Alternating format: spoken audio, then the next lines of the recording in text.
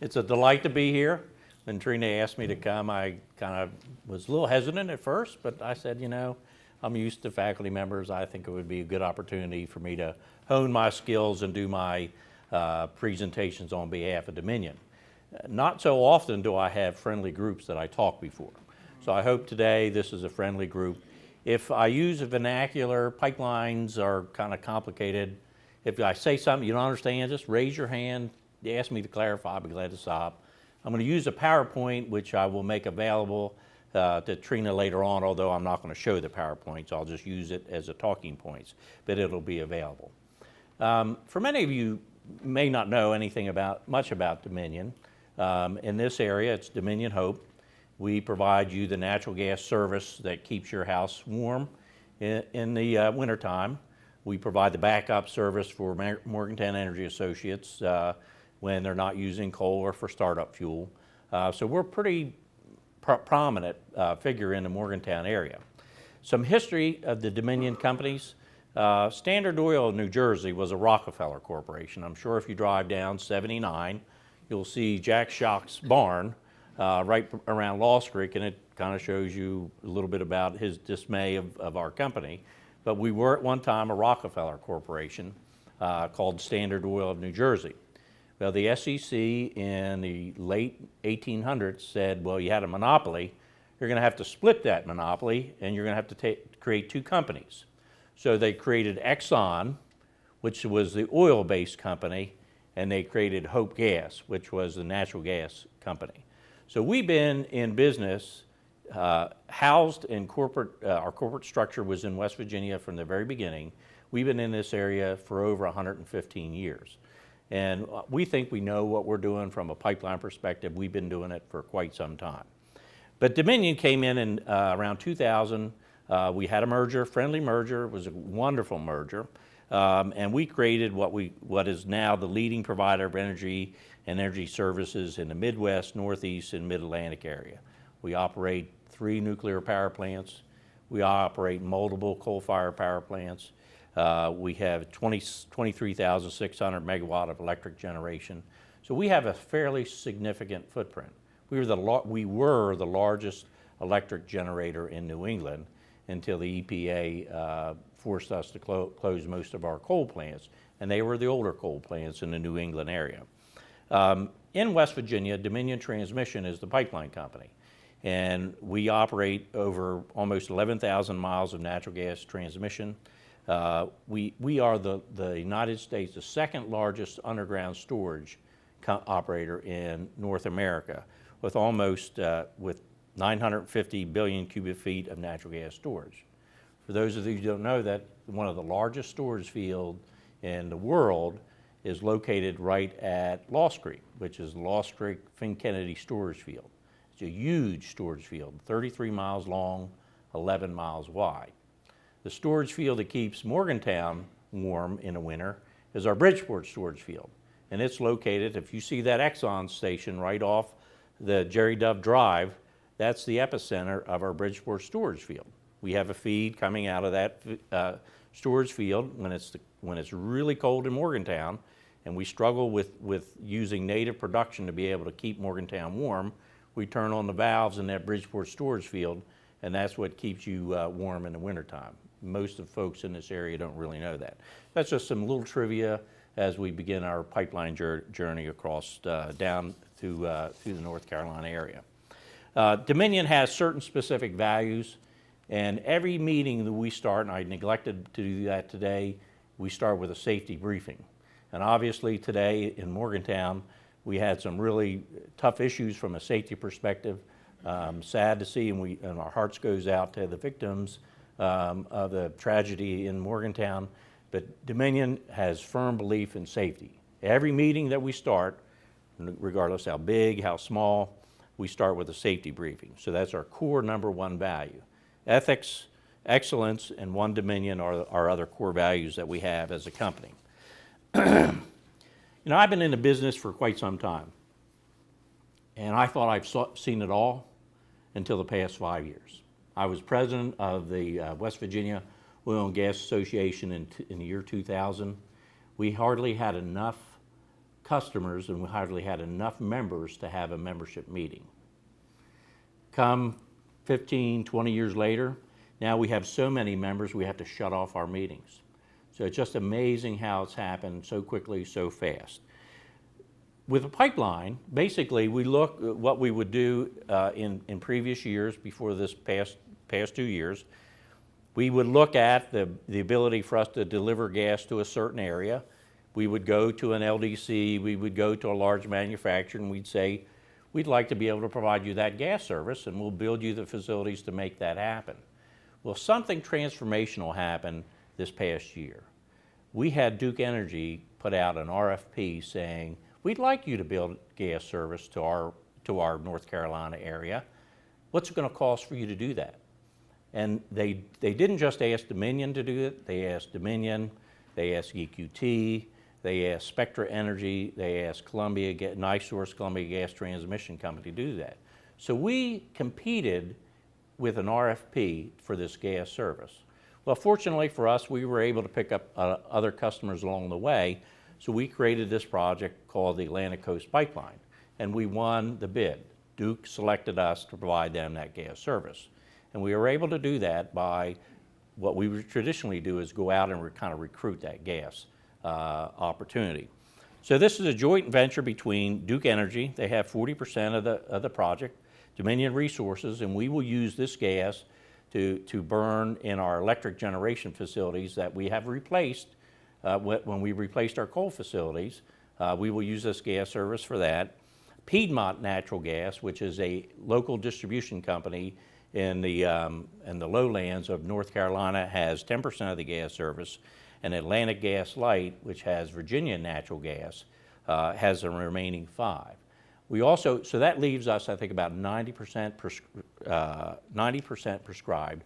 We have an open season now. We've gone out to an open season, and we've asked other customers in the North Carolina, Virginia area if they would like to have gas service from us. So right now, we are in the process of negotiating for that extra 10% gas service that's out there that's potentially an opportunity for someone else to pick up gas service off this pipeline. You know, when I first started in the business, the $1 million word, well, I thought was a big word. Now we've graduated up to the $1 billion word. This is a $4.5 to $5 billion project.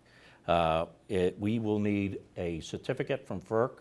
FERC provides us that ability through the Natural Gas Act to apply for a certificate of need. We are right now in the pre-filing process. The pre-filing process allows us to engage in open dialogue like I'm having here today. I will today, after this meeting, I will highlight this meeting. It'll be on record at FERC. Trina will become an official stakeholder. We'll start receiving information and mailings from us as a result of the meeting that we had here today. That's what they call the pre-filing process, and we've done that. I've met with all the commissions in West Virginia. My colleagues have met with their commission and boards of supervisors members in Virginia and North Carolina. And we've had other meetings, open house meetings along the way as well. We want to file for a certificate in the summer of 2015. We would like to receive that certificate in the summer of 2016 to start a construction season. And hopefully by the time I retire in the year 2018, we'll be able to turn on those valves and start the gas service moving forward. What has caused this need? I think there's a number of things that have happened. Traditionally, gas would come out of the Gulf of Mexico, up long-haul pipelines, into New England, into the East Coast. And what's happened is in the Gulf of Mexico, when you had all the spills that took place there, a lot of the conventional drilling that was curtailed as a result of the uncertainty with the drilling opportunities there. Gas no longer was there opportunity for growth coming out of the Gulf of Mexico. Then we had the shale revolution. Today, over 16 BCF a day comes out of the Gulf of the Marcellus. That's 16 times the amount produced, natural gas produced 7 years ago. So there is an extreme glut of gas. They have no place to go with this gas. And that's just the Marcellus. The Utica, which is in its infancy, is generating about 1.6 BCF a day. And that's 8 times as much Utica gas that was produced 7 years ago. So you have this extreme glut of gas that's in the marketplace, that's depressing the price. You have utilities. Obviously, the EPA and the uncertainty behind their regulations have caused these utilities to shut down their coal plants. Duke is one major utility that operated a lot of their electric generation facilities using coal. They had issues with coal slurry impoundments. We've all read a lot of that's taking place there. I'm not going to say anything about our partner now, but they have a need. They have a growing market in the North Carolina basin. If we'll all at some point in time want to retire, maybe go to a warmer climate, we may be looking in North Carolina, South Carolina, Florida. Well, all those areas are growth areas. So those utilities once are shutting down their coal plants. They have additional needs for growth. So where do they look? They look for the cheapest form of energy, the most reliable form of energy, and that's natural gas. Your local distribution companies are searching for new load growth since they no longer can get that load growth out of the Gulf of Mexico. So they're looking to the Appalachian Basin for that to happen. And industries interested in expanding their businesses also. The factories down in North Carolina and South Carolina are all interested in growing their business. The problem is there's no pipeline. There's no pipeline right now. There's pipelines that run out of southern West Virginia, small leg pipelines, but there's no pipelines that run out of the heart of the Marcellus and the Utica pipeline region or production region to provide that gas to North Carolina. So that's why that's why Dominion decided to propose the project that we did, and we called it the Atlantic Coast Pipeline. It's approximately 554 miles of pipe. That's a lot. The largest project I ever worked on was the Greenbrier Pipeline. That was 330 miles. That was 10 years ago. In West Virginia, it's going to be a 42-inch pipeline. That's huge. Do you know how long it takes to make one weld on a 42-inch pipeline? Gene, you have any idea? It takes a day and a half. A day and a half to make one weld around that pipeline. So I mean, this is the enormity of this type of project that we're talking about. In Virginia, it's going to be 42-inch. In North Carolina, as we drill down and deliver gas to our customers, it's going to be 36, and they're going to be one 20-inch secondary diameter line into the Carolinas. The capacity will be 1.5 BCF a day. We have 3 compressor stations planned for the project. One will be in Lewis County, West Virginia. One will be in Buckingham County, Virginia. And one will be in Northampton County, North Carolina. And the route that we have is a proposed route. We are out there surveying right now as we speak. And when we do a survey, we do 5 surveys. We do a topical survey, we do a historical survey, we do a wetlands survey, we do an invasive species survey. So all that takes place in synchronization as you go down the pipeline route. So if your first crew comes in and they find an area where it's an unbuildable area, or an area that may be something that we really need to stay away from, they'll back off, the crews will change. So this project changes on a daily basis. We've been criticized some by not leaving maps.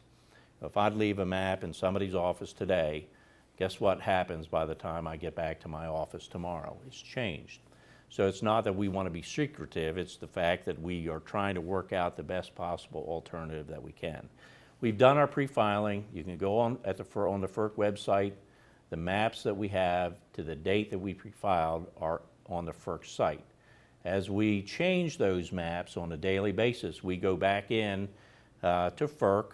It's officially notified. If you want to be a stakeholder, you'll get so many emails, your inbox will explode. But anytime we make a filing, anytime one of our stakeholders makes a filing, any letters that are sent, any meetings that we have, that notification goes out to the stakeholders that are on this project.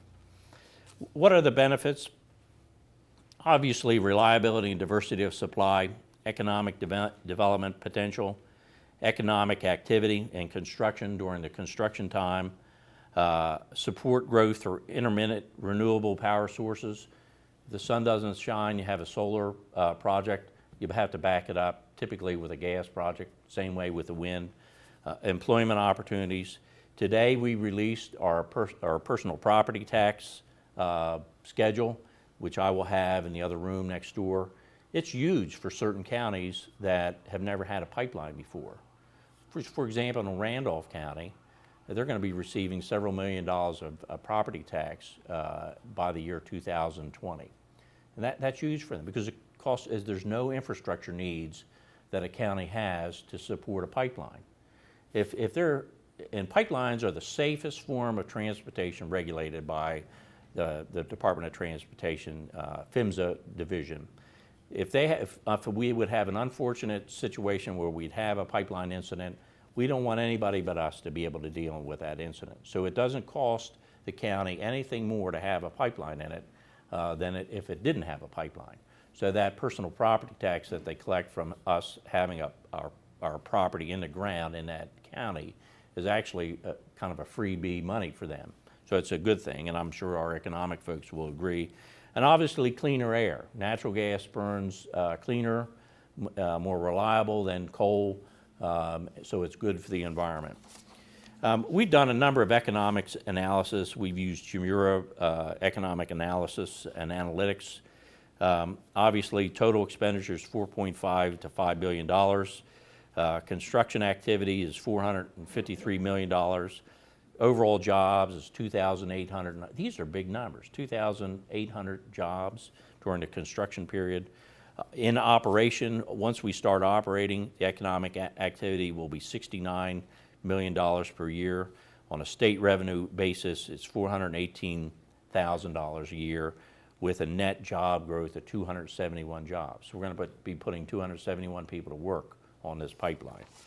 And I've done economic analysis, and these are in my PowerPoint of what's going to take place in West Virginia, Virginia, and North Carolina. That's there. It's available if you like. On the website, on our website, is the Chimera economic analysis that we've done. I won't bore you with a lot of those details. Some of the criticisms are that, if we put a pipeline on your property value is going to go down. I have some property in Doddridge County. I have 3 pipelines on it. My property value is more valuable than it's ever been because I'm right in the heart of the Marcellus territory. They've done some studies. INGA, Interstate Natural Gas Association, has done studies that has indicated that your personal property tax values, your personal property values do not go down. That's a documented fact through studies.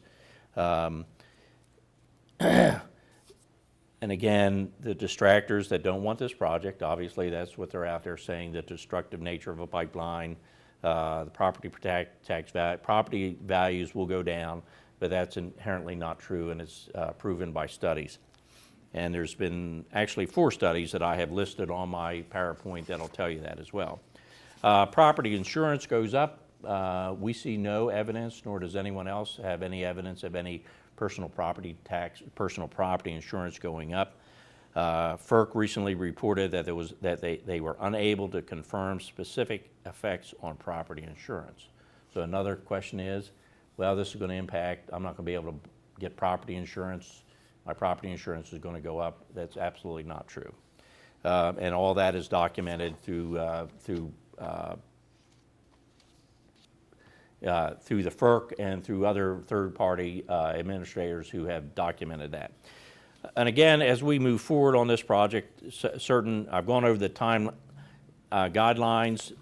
Our next approach, we will have a series of open houses all across the pipeline corridor in January. Those are also listed on our webpage. In West Virginia, we will have one in Doddridge County, we will have one in Lewis County, and we will have one in Randolph County. And the Doddridge County and the Lewis County open houses take in a second project, which at the very end of my presentation I'll talk about as well. The pre-filing process calls for a lot of public participation. I've been out there on the road. I've not been to my office. I'm out there every day talking about this project to public officials, landowner groups, environmental groups. We don't shy away with meeting with environmental groups. If they have questions, we're out there trying to ask them. We won't go to a pipeline burning event. there's really no reason for us to do that, and we've been criticized for not attending certain meetings. But if I know that I'm not going to get objective audience or be able to provide some objective information, there's really no reason for me to attend those meetings. But if someone wants to have a meeting, they schedule a meeting, and it's a good objective meeting, I don't mind going to those meetings. Project contact vehicles, obviously, I have addresses here all on my web, on my PowerPoint. First is through FERC. You can either do it through the U.S. mail, you can do it through the web. We have a docket number. Our docket number is PF 15-6-000. You can go on the website. Again, PF 15-6-000. That'll bring you into our website. You can read all the comments that are being made. You can sign up as a stakeholder.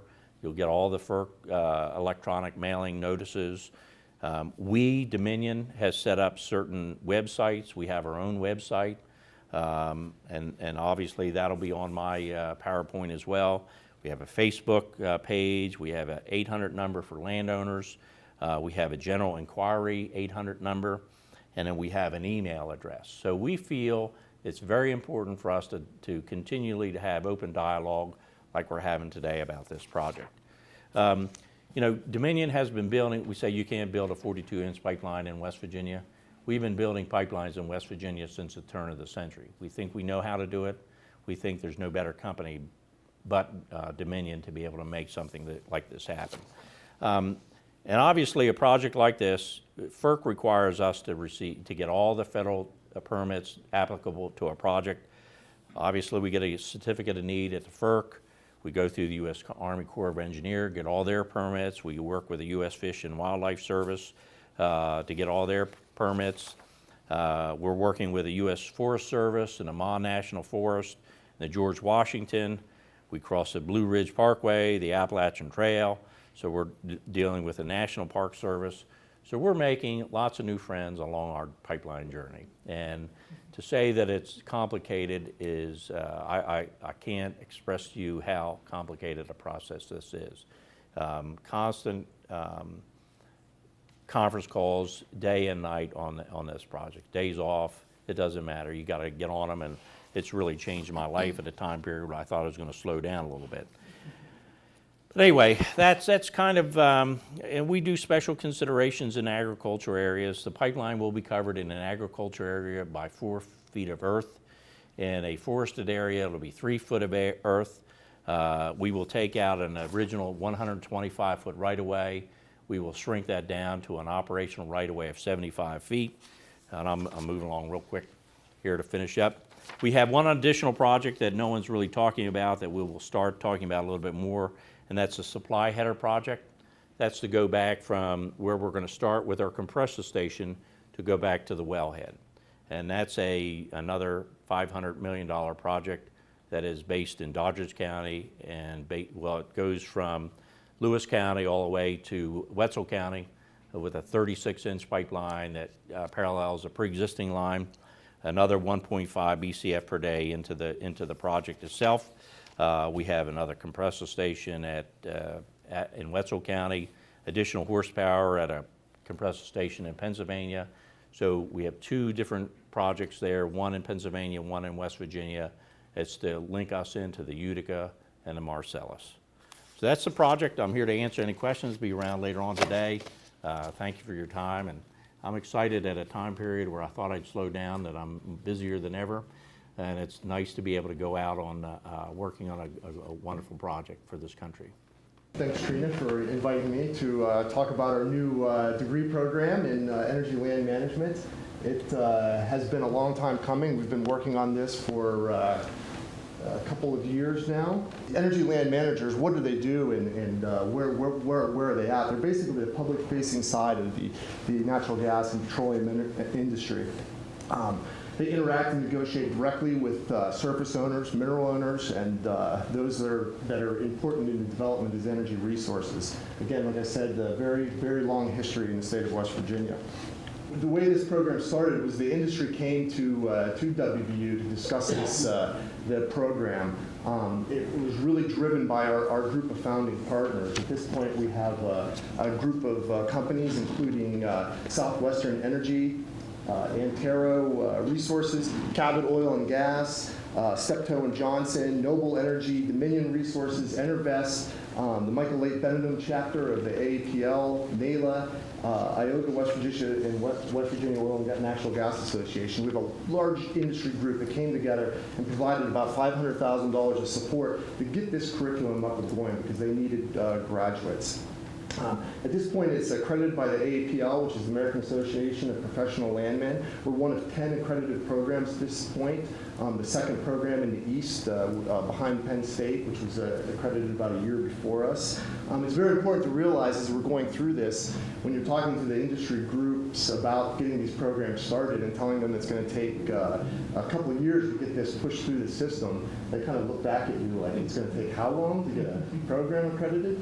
So we were putting in $5 billion pipelines and could get those done really quickly. So in any event, we made it through with the help with a number of people, through about 6 or 17 million different approval processes, it seemed like, and passed the Faculty Senate in June 2014 and the Board of Governors this September. So we're finally official this spring.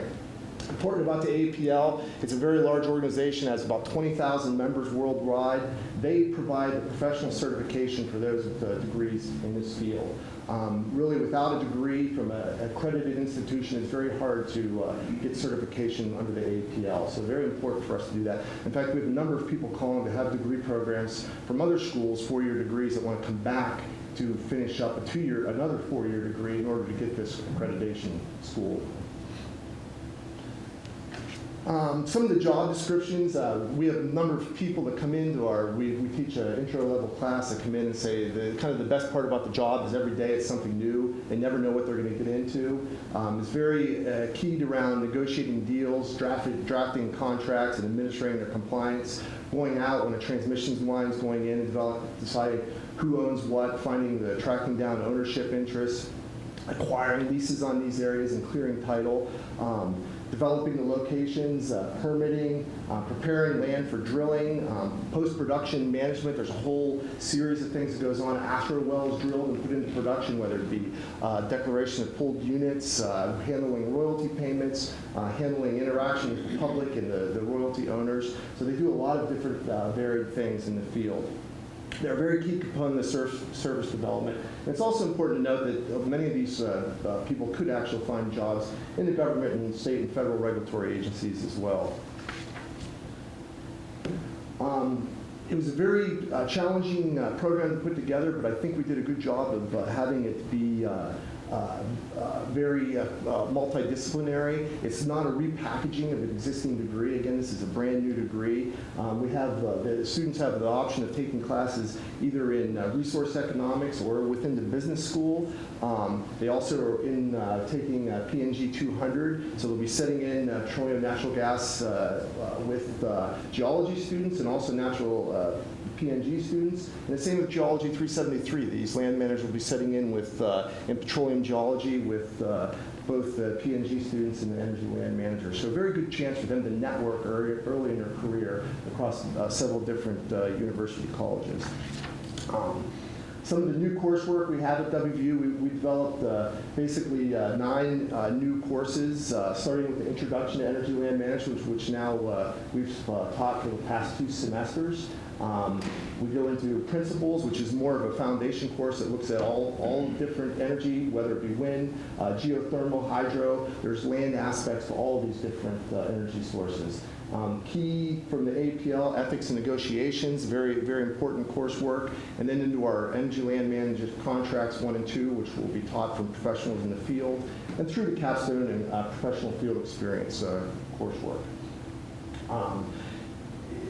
As Bob spoke about the transmission project, it was a project we talked about a number of times this semester in class. We have a series of current events that we go through, and this project, as you might expect, came up numerous times throughout the course of the semester. So actually we turned it into an exercise where we split the class into two groups and actually went through what's important to those that might have surface rights in these areas and what's important to those that from the company side. So we went through some mock negotiations. Very interesting to see, before they actually had any coursework on this, to see what the students' preconceived notions are, what was important to them and what wasn't. So we've gone through this. This is something that's very important in the coursework. There'll be a lot of this interaction among students, a lot of negotiating, a lot of meeting with the industry, having that industry support at each of these meetings. So our program goals at this point, to keep our accreditation, we have to develop our AAPL student chapter this semester. So we'll be forming that up, and we'd really like that to be a strong vehicle for our undergraduate students. We'd like to look at least 3 dedicated faculty lines into this new degree program, and within 5 years have around 100 students total. At this point, just starting up approximately 2 weeks ago, we have about 15 students that have transferred into the new degree program in energy land management. So more information can be found at energy.davis.wvu.edu. I have a mistake on my slide, but it's energy.davis.wvu.edu. Thanks. I'm excited to be here and talk about this tremendous opportunity for our state. I was asked to talk about the work that the Bureau of Business and Economic Research, does and can do for the state as it relates to natural gas and the boom. I just thought if you would, if you'd humor me, I thought I would show you a few slides just related to the boom itself. They're so interesting. They're probably more interesting than anything else that I'll say. But here's what's happened to gas production. This takes you from 2003 all the way to our forecast in 2019. You can pretty clearly see the absolute explosion in natural gas production that has occurred in the state and that is expected to continue to occur. We're talking about 40% annual growth in natural gas production for going on 4 years now, and according to the Energy Information Administration, according to our own forecasting, we expect that to continue for some time. An absolute explosion in productions, creating a tremendous amount of economic output. I will say the industry, however, is very, very capital intensive. I haven't studied this in depth, but at least all the numbers that I've looked at least suggest a tremendous level of capital intensity in the industry. So it creates a heck of a lot of output, and it creates a lot of good jobs for the state as well. However, the jobs look small in comparison to the output just due to the nature of the industry. So I will say that points to the real importance for our state of maintaining as much of that midstream, downstream activity associated with natural gas in the state as possible. We need to keep those downstream activities in the state and associated activities, because that's where we can really get a big economic potential in the long run. This just shows you where that natural gas production is by county. That's no surprise. I think you're familiar with that map. You just see this Atlantic Coast pipeline that we're talking about here today. It's very logical in terms of how it fits into the state, because it taps in at the very bottom part of that big blue chunk in the northern part of the state. So that all makes sense, of course. This is a slightly even more dramatic presentation of what the gas boom has done so far.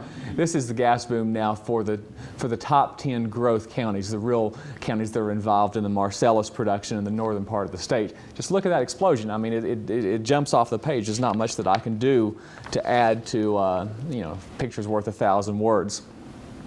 As far as the Bureau of Business and Economic Research, we do have a lot that we do and can do that relates to natural gas production, and so that's the main reason that I'm here to talk to you. Of course, we do broad economic analysis. We do a lot of economic forecasting. I mean, what I showed you there a second ago was some of our forecasting. Many of you are probably familiar with a large program that we have for analyzing what's happening in West Virginia's economy and forecasting where the economy is likely heading. So we can do that in general, and as it relates to the natural gas production, And of course, we do a lot of economic impact analysis as well. We look at various shocks that have occurred or that could potentially occur to the West Virginia economy and try to determine how those shocks affect the broader economy. I mean, Bob he's already alluded to one economic impact analysis that was done as it relates to the Atlantic Coast Pipeline. But that's the kind of work that we do to a large extent. We look at economic shocks and how they affect the broad economy. I mean, that type of analysis is important for businesses as they determine their priorities, but perhaps even more importantly, it's important for public policy. As public policy affects business in so many ways, it's important for policymakers to understand how their decisions affect the broad economy of the state. So that's the meat and potatoes of what we do and what we can do. In terms of economic impact analysis, we've worked for a long list of clients, people like groups like the West Virginia Legislature, the West Virginia Department of Energy, the West Virginia Department of Revenue, the American Cancer Society, the Appalachian Regional Commission. Those types of organizations are usually who we do economic impact analysis for, as well as private sector entities as well. I mean, I'm not going to go into a whole lot of detail here because I don't want to bore you. And I don't have much time, but this just gives you a sense of what I'm talking about when we try to understand how an economic event affects the broader economy. I mean, just assume some catalyst occurs and some West Virginia resident earns an additional $1,000. Right? That person's going to spend a portion of that money in the state, a portion of the money is going to trickle out of the state. The portion of the money that the person spends in the state, that's going to affect businesses in the state. They're going to have more income and they're going to spend more in the state, and their employees are going to have more income as well, more income than they otherwise would, and a portion of that they're going to spend in the state. So we have a very sophisticated economic model that's tailored specifically to West Virginia's economy, to the state's economy overall, or to each of the county economies within the state that's calibrated to the state's specific characteristics, that works to document how much an economic shock will spill over to benefit the more broad economy. I mean, this type of research that we do, of course, depends on a million different characteristics: household spending patterns and demographics, business spending patterns, industrial composition. For example, if we have an economic event that occurs in a rural area, it's probably going to have less of an economic shock, an economic benefit for the state compared to an event that occurs in a more urban area, because rural areas are going to have fewer local providers. They're going to have to spend more. They're going to have to outsource more outside of the state. That's just an example of how this type of activity works. I don't want you to belabor this too much. This is the work that Bob referred to earlier. This may be an out-of-date version, so I probably shouldn't show what is potentially an out-of-date version. But this is some work that was done for the private consultants for Dominion on the economic impact of the Atlantic Coast Pipeline that we're discussing here today.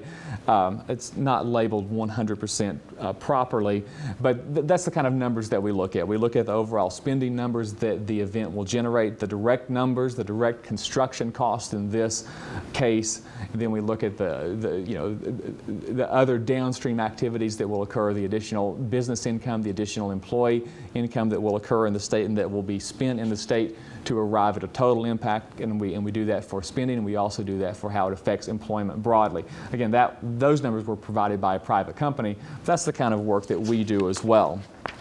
And one reason in particular why I was called in today is my office just worked on a much smaller project than the Atlantic Coast Pipeline, but a project related to the extension of natural gas services into Berkeley and Jefferson County. Those two counties in the eastern panhandle, very fast, rapidly growing part of West Virginia. Those two counties have a shortage of natural gas service, so there's a project underway to extend gas service there.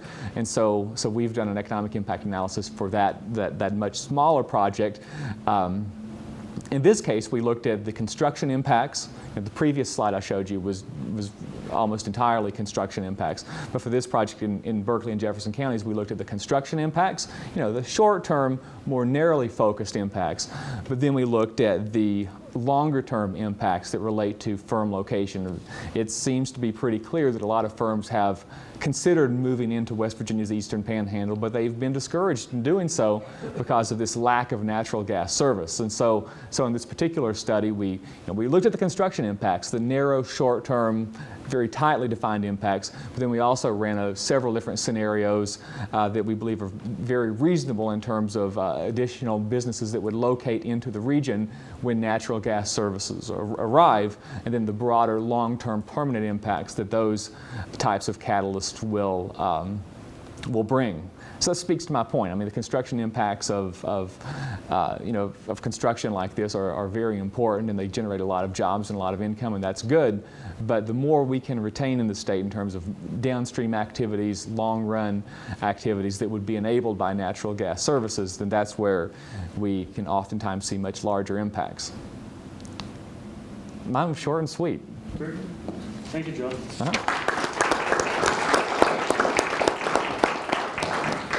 So I'm sure we have some questions for our panelists.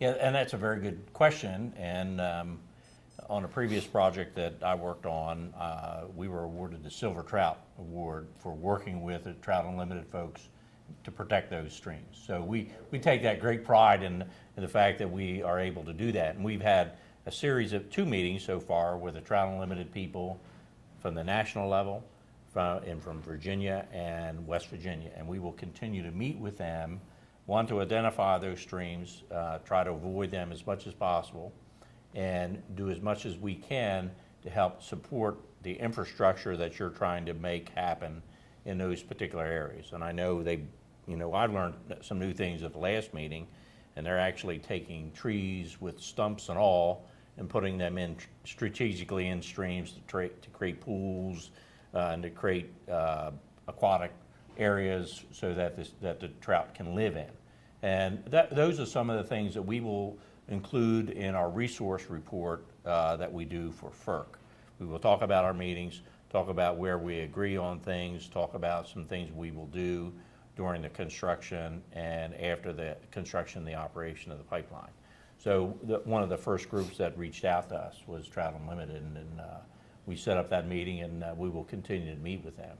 And the other thing we will do, we pride ourselves in doing voluntary environmental improvement days.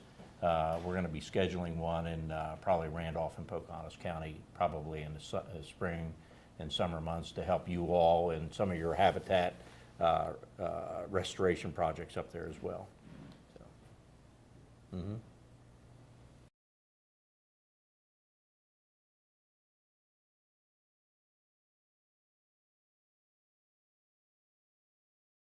And if I said it was an open season in Virginia and North Carolina, I didn't mean that.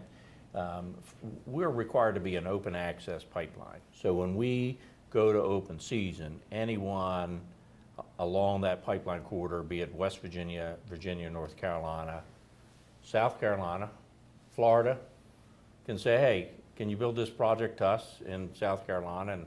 And we will evaluate that and determine whether that's the case. And I don't know this to be the case, we may get interest for 40% more supply than that extra 10% that's there. So we may have to think about how we may or may not be able to handle that.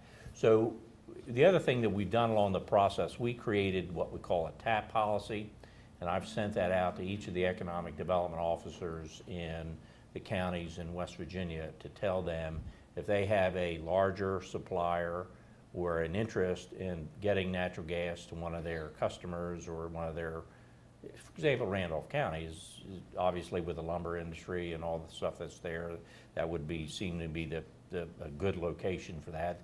There's several factories in Randolph County that are empty right now.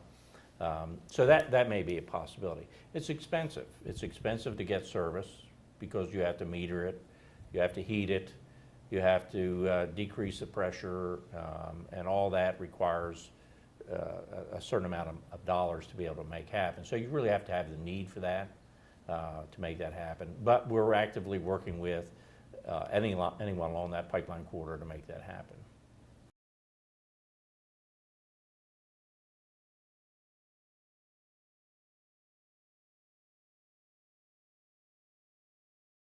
Well, that's another project I didn't talk about at all. Yeah. And we currently operate the Code Point LNG import facility on the Chesapeake Bay. And you know, when you think you've seen it all, and then all of a sudden it changes itself overnight. One of the projects I worked on 8 years ago was expanding that as an import facility. Now we have recently just received export certificate to export gas out of Cove Point. So we have to we have to continue to operate that import facility. We're going to build a completely separate export facility. So this project, the ACP project, will not have any gas that'll be exported, but pipe will be developed and compression will be put in our pipeline and others' pipelines to get gas to Cove Point to export it. We have 2 customers for our Cove Point export project. One is Gale Corporation in India, and the other is Sumitomo Corporation in Japan. Japan, as you know, because of the nuclear power plants and the shutdown of all those facilities, are in dire need of natural gas. So in order to get an export certificate, you have to have 2 certificates. You have to get a Department of Energy certificate, which is highly political, and there's about 14 in the queue right now waiting for a export certificate. And then you have to, once you get that certificate, then you have to get the FERC certificate. So it's a lengthy process to be able to export. And a lot of folks say, well, you know, why should we export? Well, if we don't export to our friends, and you can only export to a friendly country. You can't export to a country that may potentially be at war with us at some point in time, although that's probably hard to determine. But we would much rather get it from us than we would them get it from Russia, who every once in a while decides to turn off the gates and make people warm or cold in the winter. So we much rather create allies. And it's if you really sit down from a historical perspective and look at what this shale revolution has done to equalize the balance of power in this country, it's absolutely just amazing. If you like the price of gas that you're paying at the pump right now, you can thank the shale revolution for making that happen. Because the oils that come out of the sands up in the Balkans and in the Texan Basin are being processed and made into gasoline. So we're less reliant on importing, and at some point in time, I predict we'll be exporting gasoline or crude oil, and that's what they want to do with a lot of the projects that are happening. Propane, you could, because one of the things that the gas that comes out of the Marcellus is either wet or dry. Wet gas has a higher BTU content, and we can't ship that in our interstate pipelines. So what we have to do is we have to strip the BTU content out of the gas. And that's where you get your propane, your butane, your isobutane, your natural gas, gasoline, and ethane. So once you strip that 1250 BTU gas down to about 1050, you can put that 1050 BTU gas in the pipeline, and you use those other projects as downstream opportunities.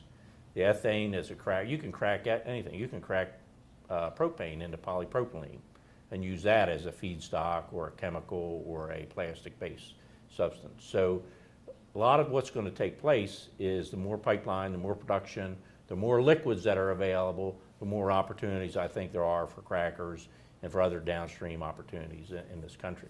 Not only just here in West Virginia, but what you're seeing in the Gulf of Mexico, propane now, and I don't, anybody in here heat your house with propane? You can show of hands. What happened last year? Propane prices went through the roof. Well, there was a lot of things that took place. One was shutdown of some lines, additional use of propane to dry crops. A couple of our plants weren't operational, so we weren't producing the propane, so that spiked the price of propane. Right now, buy propane, you'll like the price. It's cheaper now than it ever is, and normally in heating season it goes up. So there's a glut of propane on the market, and it's actually being shipped to Marcus Hook, put on a ship and sent overseas. So it's the dynamics of the economy and the national security interests have really changed overnight, and it's just amazing to see it happen all right before our eyes.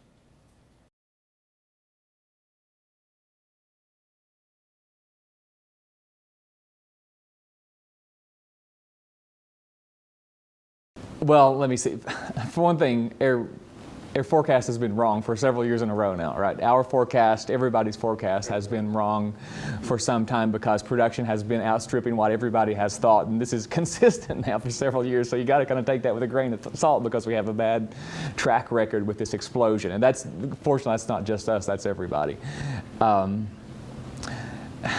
mean, out of all the forecasting that we do, that's the most uncertain part.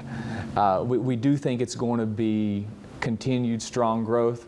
That plateau I would take with a grain of salt. I mean, all we know is that for the foreseeable future, it's going to be very strong. Is that? Yeah. I hope that's not too unsatisfactory. Sure, Dick, I saw.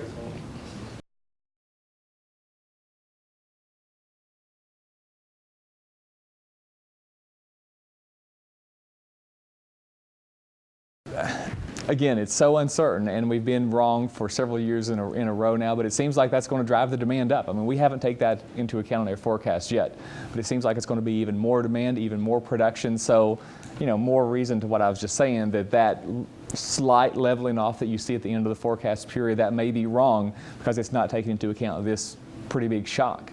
And you know, who knows what other kinds of demand drivers are going to occur as we do more to open up export markets, as we discussed, and as crackers come online in the region.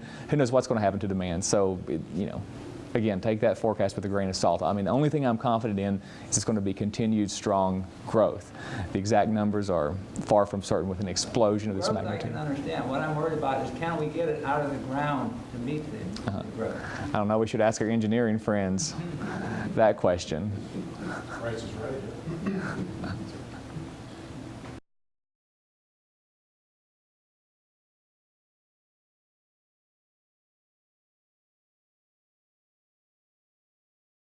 Well, you know, if you look at what I talked about our header project, one pipe goes into Pennsylvania, which is the more drier gas coming out of the ground. So you're not going to have to worry about any additional infrastructure there. And you're going to have other pipelines bringing that gas into that start of that, where that compressor station is. But the other pipeline that we have that goes actually to our Hastings, it goes to Mockingbird Hill, which is above Hastings, which has interconnections to Natrium, which has interconnections to all the extraction plants, and all this is done for a reason. So there's not a lot, I think, you know, between Williams and Mark West and all the companies out there, they're all going to be joined at the hip at some, they have to be, in order to get everybody's gas out of the market. You got to process that wet gas before you put it on the pipeline and ship it to North Carolina. And it could be processed at a plant that we operate in, that Mark West or Williams operates. So there will be some additional, probably separation plants, as I can imagine. Mark West has plans to grow. Williams has plans to grow. So everybody's, it's all the infrastructure that it's going to take to make not just our project. And by the way, there are other projects out there. EQT has a project. I don't know how many are out there being asked. Trina, you gave me a figure that I hadn't heard, but 48 BCF a project. 48 BCF out of this region, according to the Energy Information Administration. Yeah. So that not all of them will be built. A lot of them will. A lot of them won't. A lot of will be shelved, maybe built some other point in time down the road. And again, depending on that growth, depending on where the need is. But again, it's if you know. Gene is graduating as many engineers as he can out of WVU. They like to build, we like to put them to work so they can build. They like working for companies that build. There's a lot of competition these days for engineers. I may see one day and the next day he's wearing a Mark West shirt, or the next day he's wearing a Williams shirt or an EQT shirt. It's just amazing the dynamics right now in the industry. So. Nigel, one last one.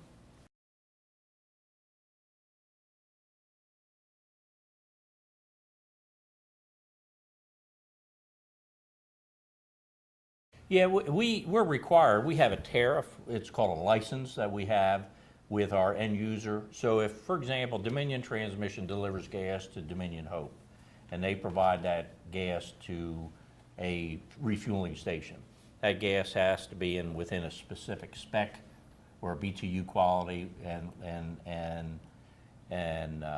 it can't have a high liquid content. So all that is within spec.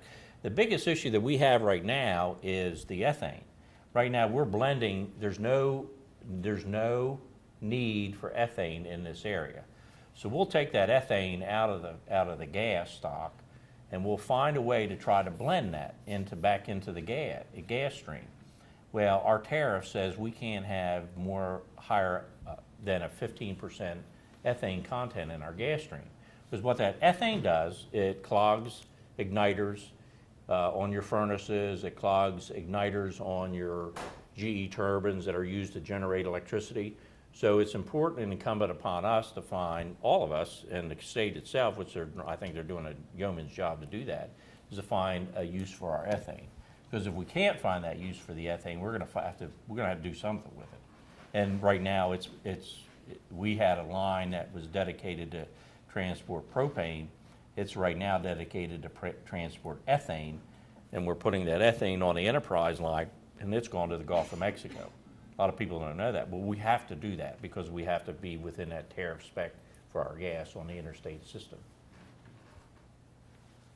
Well, thank you all. Let's thank our panelists.